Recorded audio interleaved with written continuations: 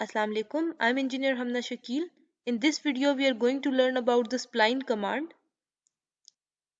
You can invoke the spline command by either typing spline or by typing the alias SPL.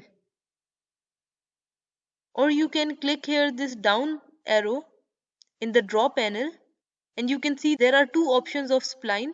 One is spline fit and the other one is spline with control vertices. So we are going to discuss these two options. Let's select the spline fit option first. So it's asking you to specify the first point. Let's specify the first point here. Let's specify the second point here, the third point here, the fourth one here, and the fifth one here. So you can see what AutoCAD is doing.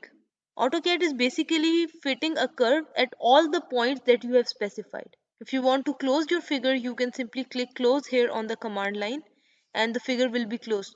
So these were the points, these corners of this red line that I just made for a reference for the spline, and AutoCAD has fit a smooth curve passing through all the specified points.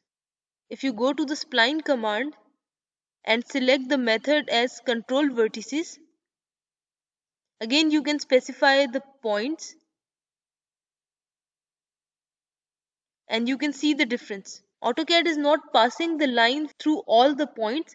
Instead, AutoCAD is taking 2 points and fitting a curve tangentially between the 2 lines.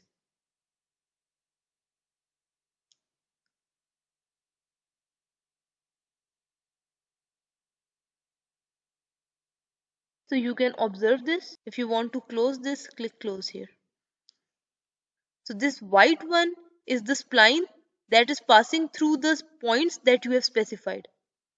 And this yellow line is the spline that is taking these points as the vertices. It is not passing through these points. So you have selected the same points for both of the curves, but one is passing through the curves and the other one is using the points as the vertices.